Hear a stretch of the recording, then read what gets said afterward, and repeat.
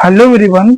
आज हम लोग डिस्कस करेंगे बीएससी थर्ड सेमेस्टर मैथमेटिक्स और पेपर फर्स्ट जो है अलजेब्रा में हम लोग एमसीक्यू क्वेश्चन जो है डिस्कस करेंगे। ठीक है, तो चलिए शुरू करते हैं आज का लेक्चर। ठीक है, तो हम लोग एमसीक्यू क्वेश्चन करेंगे और उसमें जो है विथ कंसेप्ट हम लोग इस क्वेश्चन के अंदर जो भी कंसेप्ट आए रहेंगे, जो भी कंसेप्ट यूज हम लोग करेंगे वो हम लोग क्या करेंगे क्वेश्चन में ही समझ लिया करेंगे। ठीक है, चलिए पहला क्वेश्चन देखते हैं। क्वेश्चन में कह रहा है कि जी नॉन अबेलियन ग्रुप है और वाई हमारा क्या है, जी का एक एलिमेंट है। Then map F G H from G to itself define F X. इसमें तीन मैपिंग दिया गया है, एक एफ एक्स दिया गया है, वाई एक्स वाई इनवर्स, और एक जी दिया गया है एक्स इनवर्स। ठीक है, और एच क्या है, एच हमारा composition function of G itself है। ठीक है, तीन फंक्शन दिए गए हैं, तो एक ही करके मैं आपको इसमें सब रिजल्ट में जो है आपको बता दे रहा हूँ। पहला इसमें आपको क्या है, रिजल्ट आपको जानना है कि अगर if G is abelian if and only if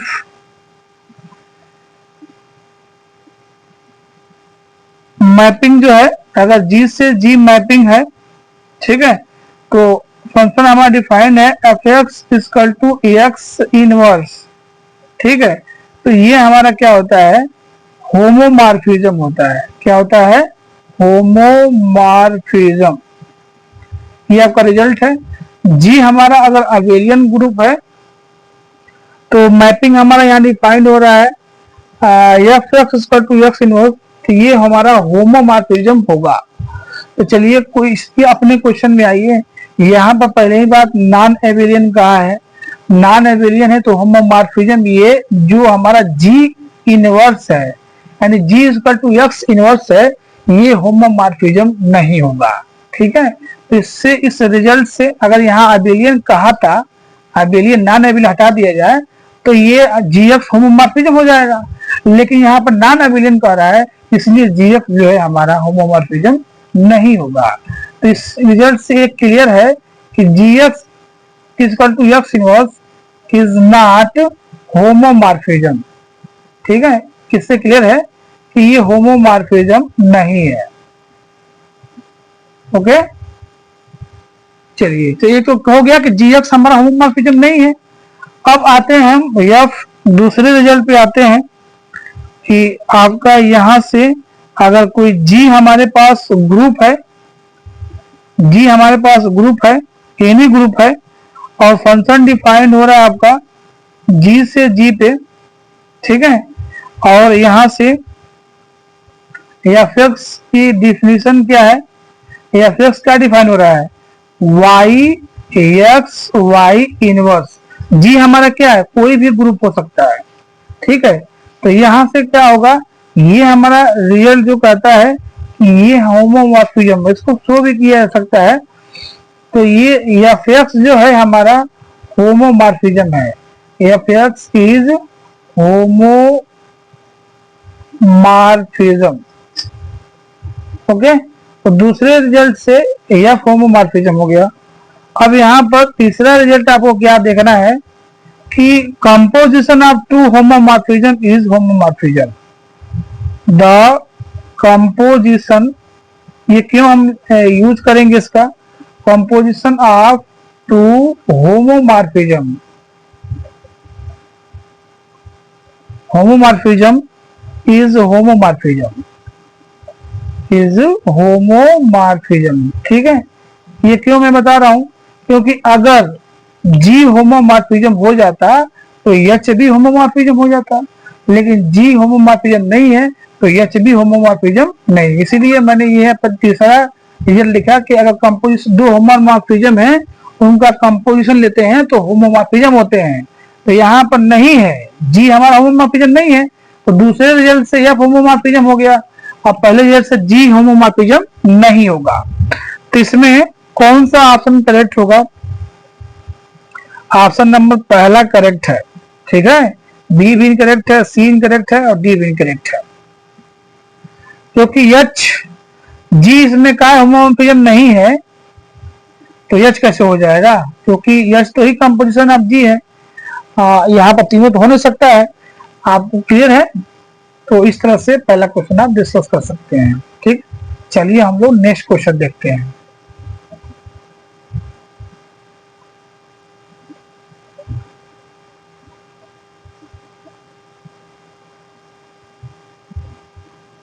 question number second देखते हैं। क्वेश्चन नंबर सेकेंड में क्या कर रहा है, आइए देखते हैं। कह रहा है कि G1 and G2 two abelian group, then direct product of G is equal to G cross G1 cross G2 will be। Result होता है भाई कि अगर हमारे पास दो ग्रुप है G1 और G2 है, दो हमारे पास ग्रुप है, ठीक है, हमारे पास दो ग्रुप है G1 और G2 है, आर अवेलियन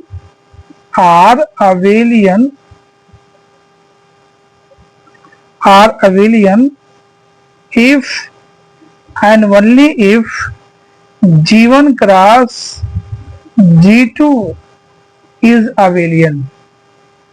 अगर हमारे पास दो ग्रुप हैं, if G1 and G2 are two abelian groups, if and only if G1 cross G2 is abelian।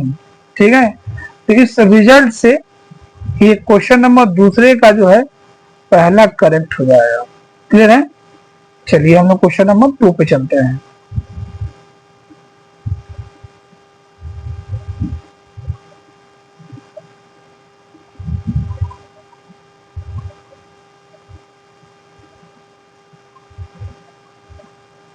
आइए हम लोग क्वेश्चन नंबर 3 देखते हैं। क्वेश्चन नंबर 3 में क्या करा,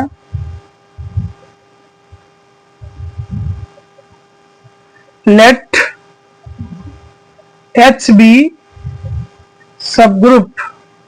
क्वेश्चन नंबर 3 में क्या कर रहा है, H E B सब group of group G and H N is normal सब ग्रुप ऑफ G। हमारे पास क्या कर रहा है क्वेश्चन में कह रहा है कि H जो है सब ग्रुप है, H क्या है, सब ग्रुप है ग्रुप G का, और यह N क्या है, नॉर्मल सब ग्रुप है किसका, G का। तो ये आपका ये रिजल्ट होता है। मैं यहाँ पर 3 रिजल्ट लिख दे रहा हूँ, इसमें से कोई ना कोई आपको एग्जाम में पूछता है। इसमें पहला जो है क्या क्या होना चाहिए कि अगर H जो है, H इज सब group of G and N is normal सब ग्रुप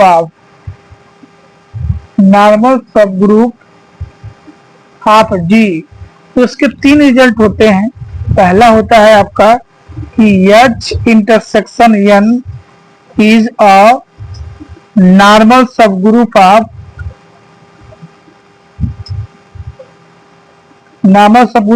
H, G नहीं H। दूसरा होता है कि H N इज अ सब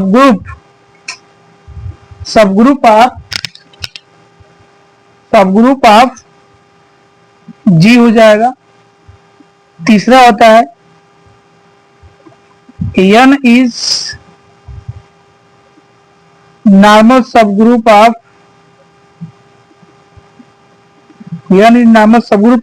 HN। तो देख लीजिए ये आपका थ्योरम है, ये तीनों रिजल्ट होते हैं।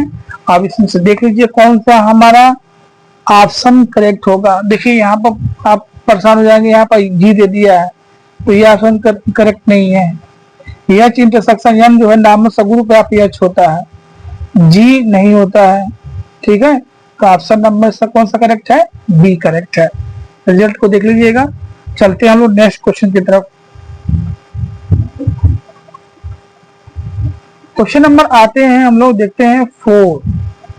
Which of following permutation is even. अब समझिए इवन परम्यूटेशन का मतलब क्या होता है, मैं आपको यहाँ पर समझा दे रहा हूँ कि पहले जो भी परम्यूटेशन दिया हुआ है उसको ट्रांसपोजिशन में ब्रेक करिए। क्या करिए? ट्रांसपोजिशन में ब्रेक करिए। ठीक, सबसे पहले जो भी यहाँ पर परम्यूटेशन दिए गए हैं उनको ट्रांसपोजिशन में ब्रेक करें। ट्रांसपोजिशन का मतलब क्या होता है? टू लेंथ की साइकिल में इसको क्या करेंगे? ब्रेक करेंगे। अगर नंबर ऑफ ट्रांसपोजिशन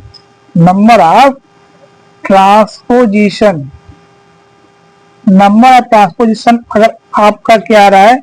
इवन आ रहा है, तो वो इवन परम्यूटेशन हो जाएगा।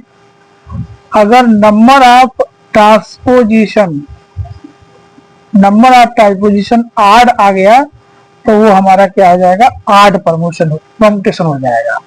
तो चलिए पहला जो है ऑप्शन देखिए, इसको कैसे ब्रेक करेंगे। 1 2 3 4 5 1 2 3 4 5 तो कैसे इसको ब्रेक करते हैं? देखिए नंबर ट्रांसपोजिशन है। 1 का इमेज क्या है? 2, फिर 1 का हम किसके साथ लेंगे? 1 का हम 3 के साथ, उसके बाद 1 का हम यहाँ पर क्या लेंगे? 4, फिर 1 का 5। इसी तरह से पहले एलिमेंट को हम लोग बाकी अगले एलिमेंट से हम क्या कर लेंगे? पेयर में लिख लेते हैं। यहाँ का 1 के साथ 2 ले लेंगे, 2 को 1 के साथ 3 ले लेंगे, 1 के साथ 4 ले लेंगे, 1 के साथ 5 ले लेंगे। तो देखिए इसमें नंबर ऑफ ट्रांसपोजिशन कितने हैं? 1 2 3 4। ठीक है, तो 4 हमारा क्या है? ऑड है कि इवन है? तो इवन है, तो ये हमारा इवन परम्यूटेशन हो जाएगा। ठीक है, तो वैसे तो ये ऑप्शन नंबर पहला ही करेक्ट हो जाएगा। ठीक है, क्वेश्चन नंबर 5 में देखिए क्या पूछा गया है। Inverse of permutation alpha equal to यहाँ पर दिया हुआ है, तो हम इसमें दिया गया है और कर डिग्री 4 का है, तो इसका इनवर्स क्या आएगा? ठीक है, तो कैसे इसका इनवर्स फाइंड करते हैं इस परम्यूटेशन का? देखिए यहाँ पर अल्फा पर ध्यान से देखिए कैसे इसका इनवर्स निकाला जाएगा। अल्फा बराबर क्या दिया है? 1 2 3 4 दिया है, 3 2 4 1 दिया है ना। अब यहाँ पे हम क्या करेंगे? अगर इसका इनवर्स निकालना है तो सबसे पहले आपको क्या करना है? इसको रिवर्स कर दीजिए ना, इन दोनों को रिवर्स कर दीजिए, चेंज कर दीजिए, इंटरचेंज कर दीजिए। ठीक है, तो अगर हम इंटरचेंज करते हैं तो क्या आएगा? 3 2 4 1 आएगा, 1 2 3 1 2 3 और 4 हो जाएगा। ठीक है, हमने क्या किया? पहले वाले और दूसरे वाले को जो आपको रो दिख रहा है इसको हमने एक्सचेंज कर दिया, इंटरचेंज कर दिया। इंटरचेंज करने के बाद अगर हम अल्फ़ा इनवर्स निकालते हैं तो हम पहला जो एलिमेंट है, ये वाला लाइन जो है, पहला रो 1 2 3 4 लिख देंगे। ओके, उसके बाद अब इसमें आपको देखना है, कि 1 का इमेज क्या बना हुआ है। ठीक है, 1 का इमेज क्या बना हुआ है, तो 1 का इमेज इसमें क्या बना है? 1 का इमेज 4 बना है, 1 का इमेज क्या बना है? 4, और 2 का इमेज 2, 3 का इमेज 1 और 4 का इमेज 3। तो इसमें जो है आपका कौन सा ऑप्शन मैच कर रहा है? देख लीजिए इसमें कौन सा ऑप्शन मैच कर रहा है? पांचवा का बी मैच कर रहा है, बाकी सी और डी क्या है? रॉन्ग है। एक बात समझिए, जब भी इस तरह क्वेश्चन आता है तो पहले और दूसरे जो भी रो है आपका, इसको एक्सचेंज कर दीजिए। एक्सचेंज का मतलब रिप्लेस कर दीजिए। ठीक है, उसके बाद यहाँ का जो पहला लाइन है वो आपको यहाँ लिख देना है। ठीक, उसके बाद इसमें देखना है, दूसरे वाले में आपको देखना है कि 1 का इमेज क्या बन रहा है। 1 का इमेज क्या बन रहा है? 4 बन रहा है। फिर यहाँ पर 2 का इमेज क्या बन रहा है? 2 बन रहा है। 3 का इमेज में क्या बना है? 3 का इसमें इमेज क्या बना है? 1। 4 का इमेज क्या बना है? 3। तो यही इसका क्या आ जाएगा? इनवर्स निकल जाएगा। ओके, तो इस तरह से इनवर्स आप निकाल सकते हैं बहुत ईजिली। चलिए हम लोग नेक्स्ट क्वेश्चन की तरफ चलते हैं। नेक्स्ट क्वेश्चन हमारा क्या कर रहा है, आइए देखते हैं। Next question number 6। Question number 6 में कह रहा है कि z plus B a group integer then the center of group is, यानी ग्रुप हमारा क्या है, एडिशन के रिस्पेक्ट में ग्रुप बना रहा है, तो उसके सेंटर में कह रहा है then centre of this group, center में कौन से एलिमेंट आएंगे। तो देखिए z जो है हमारा क्या है, एक साइक्लिक ग्रुप है, हाँ, या आप ऐसे कह सकते हैं अबेलियन ग्रुप है, साइक्लिक ग्रुप है। तो उसके सेंटर में जो एलिमेंट होता है वो ग्रुप जो जी होगा वही होगा, यानी दो रिजल्ट मैं यहाँ पर लिख रहा हूँ, एक ही से हो जाएगा। If G is abelian, abelian मैं सिम लिख रहा हूँ, एंड साइक्लिक, अबेलियन हो आर लिखिए, एंड नहीं सही, एंड में मीनिंग दूसरा हो जाएगा। If G is abelian or cyclic then centre of G equal to क्या हो जाएगा, जी हो जाएगा। Centre of G equal to G, यानी कोई भी ग्रुप है उसका सेंटर में वही खुद एलिमेंट आएगा, सारे एलिमेंट आ जाएंगे, ठीक है। तो यहाँ से जो है ऑब्वियस है जेड सेट ऑफ इंटीजर जो होता है ग्रुप फॉर्म करता है, ये अबेलियन भी होता है, साइक्लिक भी होता है, तो इसके सेंटर में पूरा जेड सेट ऑफ इंटीजर आ जाएगा। यानी कोई भी ग्रुप है अगर वो अबेलियन है या साइक्लिक है तो उसके सेंटर में जो है पूरा एलिमेंट आपका आ जाएगा, ग्रुप ही आ जाएगा। तो अगर हम सेंटर ऑफ जेड निकालते हैं, सेंटर ऑफ अगर हम जेड निकालते हैं तो पूरा जेड आ जाएगा, ठीक है। तो ऑप्शन नंबर कौन सा करेक्ट हो जाएगा, डी करेक्ट हो जाएगा। तो इस तरह से आप इस तरह क्वेश्चन को कर सकते हैं। डिफिनेशन की कोई विशेष ज़रूरत नहीं है। अगर हमारे पास सेंटर ऑफ अगर जेड एन निकालना हो तो जेड एन में जेड हो जाए, जेड एन ही होगा। इसका भी अगर सेंटर ऑफ निकालना हो, सेंटर निकालना हो तो उसके सेंटर में जेड एन, क्योंकि ये भी क्या है हमारा अबेलियन ग्रुप है, ठीक है, तो इसके सेंटर में जेड एन हो जाएगा। अब हम चलेंगे क्वेश्चन नंबर 7 की तरफ। क्वेश्चन नंबर 7 में देखिए क्या पूछ रहा है, for which of following is not algebraic structure. Algebraic structure का मतलब ये क्या होता है, अलजेब्रिक स्ट्रक्चर का मतलब ये हो गया कि जिस साइन के एस्पेक्ट में दिया गया है वो क्लोजर प्रॉपर्टी को होल्ड करता हो, ठीक है। ये तो क्लोजर प्रॉपर्टी को होल्ड करेगा, यानी n प्लस जो है नेचुरल नंबर एडिशन के एस्पेक्ट में क्लोजर प्रॉपर्टी को होल्ड करता है कि नहीं, वही अलजेब्रिक स्ट्रक्चर है। हाँ, यही पूछ रहा है। ये क्लोजर प्रॉपर्टी का मतलब दो नेचुरल नंबर से दो नंबर लीजिए, दोनों को जोड़िए, जो आए वो भी नेचुरल नंबर आ जाए तो क्लोजर प्रॉपर्टी को होल्ड करेगा। जैसे एडिशन के एस्पेक्ट में नेचुरल नंबर क्या कर रहा है, होल्ड कर रहा है, इसमें कौन सा नहीं करेगा। जैसे निगेटिव नेचुरल नंबर को अगर सेट ऑफ नेचुरल नंबर को सब्ट्रैक्शन के एस्पेक्ट में अगर हम लेते हैं अलजेब्रिक स्ट्रक्चर में, ऑपरेशन निगेटिव से लेते हैं, यहाँ पर माइनस के एस्पेक्ट में चेक करेंगे तो अगर हम दो नंबर लेते हैं ए कामा बी ले नेचुरल नंबर से, तो दोनों को माइनस करें तो ये इसमें बिलोंग नहीं करेगा, इसलिए ये अलजेब्रिक स्ट्रक्चर नहीं है।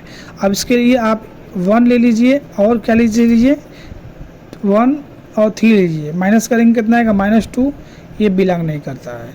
अलजेब्रिक स्ट्रक्चर वही होता है जिस ऑपरेशन के एस्पेक्ट में दिया गया है उससे दो एलिमेंट लीजिए और ऑपरेशन अप्लाई करिए, जो रिजल्ट आए वो भी इसी सेट से बिलोंग करे, है ना। तो ऐसा नहीं है,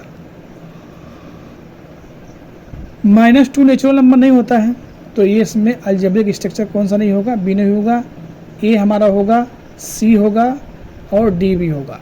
क्लियर है। तो इसमें नॉट कहा था, कौन सा नहीं है, तो इसमें बी वाला ऑप्शन करेक्ट होगा, क्योंकि नेचुरल नंबर को सब्ट्रैक्शन के रिस्पेक्ट में अगर हम उसका अलजेब्रिक स्ट्रक्चर चेक करते हैं तो अगर दो नेचुरल नंबर लिया जाए और माइनस किया जाए तो कभी भी नेचुरल नंबर नहीं आएगा। एग्जाम्पल के लिए आप यहाँ देख सकते हैं, ठीक है। चलिए हम लोग चलते हैं नेक्स्ट क्वेश्चन नंबर 8 की तरफ। तो आइए क्वेश्चन नंबर 8 देखते हैं। क्वेश्चन नंबर 8 में क्या कह रहा है। क्वेश्चन नंबर 8 देखिए, कह रहा है if the p is prime, if the p is prime, question number 8, if p is prime then which is correct statement. तो देखिए ये हमारा क्या है, ये थ्योरम है।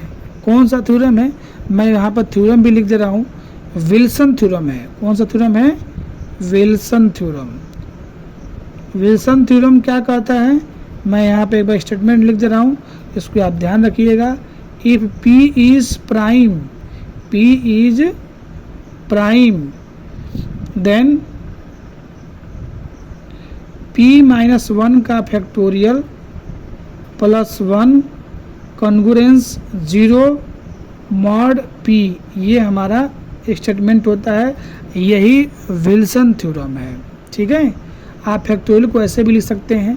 तो इसके अकॉर्डिंग ऑप्शन नंबर पहला करेक्ट हो जाएगा, be incorrect, C incorrect, D incorrect. Okay, चलिए क्वेश्चन नंबर 9 देखते हैं।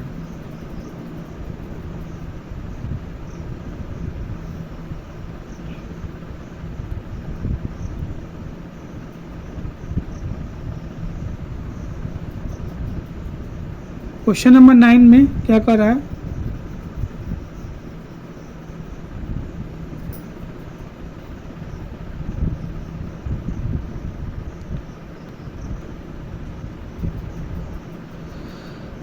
Late G1 and G2, question number 9 में क्या कर रहा है,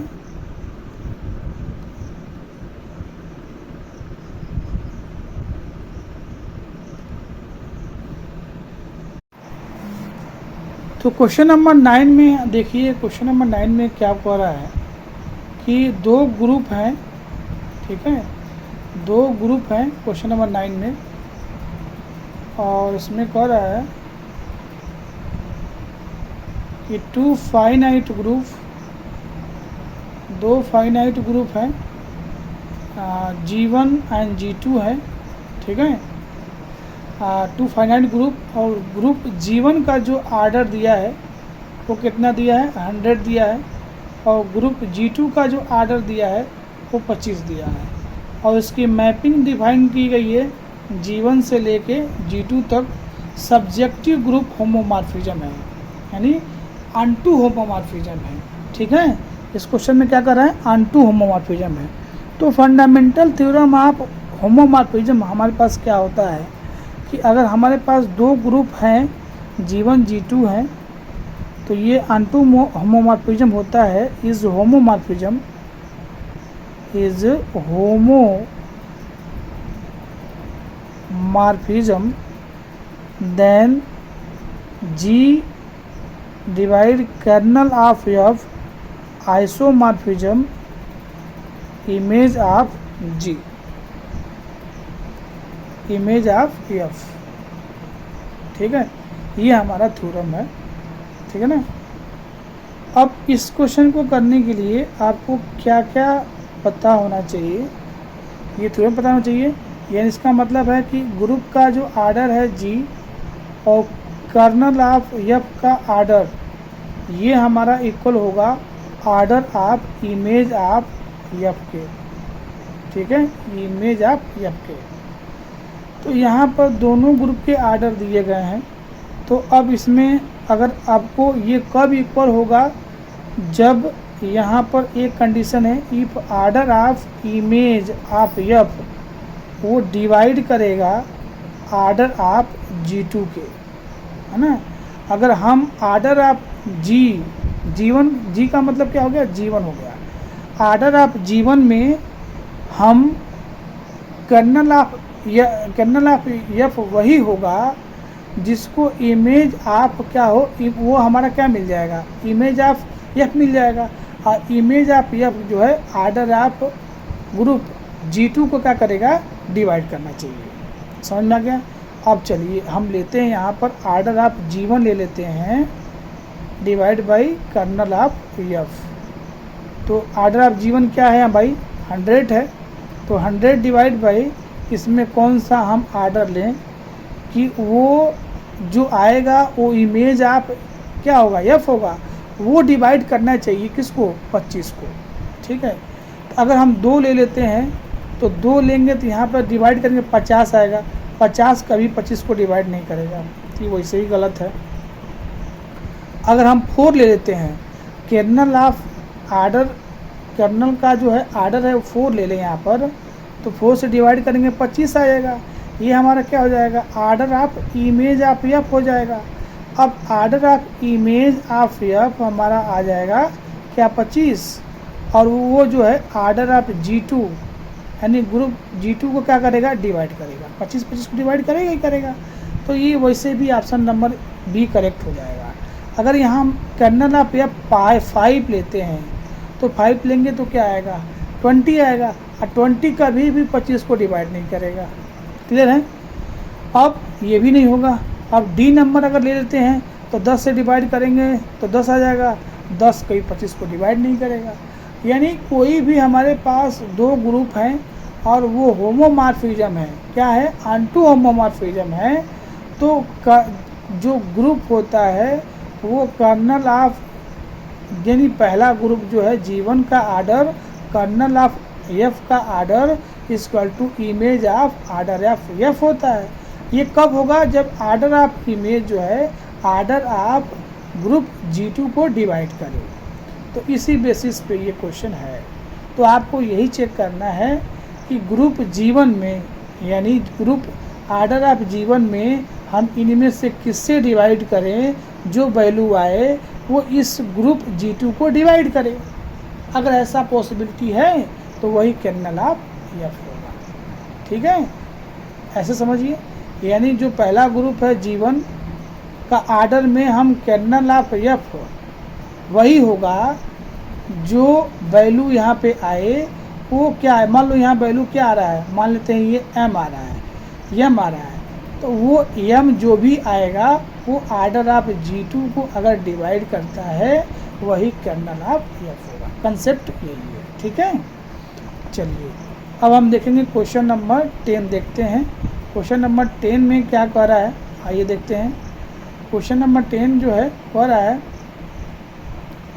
कि हमारे पास एक मैपिंग डिफाइन है F such that R plus से आर प्लस का मतलब क्या है, पॉजिटिव रियल नंबर, और एफ एक्स बराबर क्या दिया है, लॉग एक्स दिया हुआ है। ठीक है, तो कह रहा है इसमें क्या क्या होगा।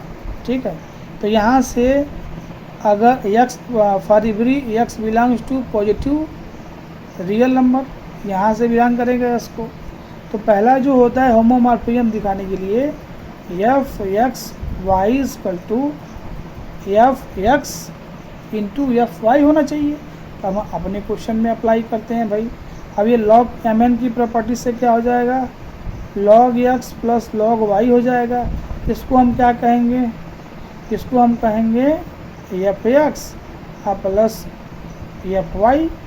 तो पहली प्रॉपर्टी सेटिस्फाई कर रहा है। दूसरा एफ इज़ 1 ये 1 होगा। क्यों होगा, क्योंकि अगर F X equal to F Y हम ले लेते हैं तो यहाँ से क्या हो जाएगा, लॉग ई के power X equal to log E के पावर वाई। ठीक, यहाँ से दिस इम्प्लाई एक्स बराबर क्या आ जाएगा, वाई हो जाएगा। And F is onto, since ये ऑनटू भी होगा और ये तो पहला डिफिनेशन हो गया, 1 भी होगा, ऑनटू होगा। क्यों ऑनटू होगा, क्योंकि कोई भी यहाँ से आप एलिमेंट ले लीजिए, एक ऐसा एलिमेंट आपको यहाँ से मिल जाएगा जिसके लिए एफ एक्स इक्वल टू क्या आ जाएगा, वाई आ जाएगा। तो यहाँ पे मैं कर रहा हूँ, क्या मिलेगा आपको, देयर एग्जिस्ट ई के power Y belongs to R plus such that F E के पावर वाई इक्वल टू क्या आ जाएगा, लॉग ई के पावर वाई की वैल्यू क्या आ जाएगी, वाई आ जाएगी। हाँ, तो यहाँ से हमारा क्या हो जाएगा, ऑनटू भी हो जाएगा। तो ये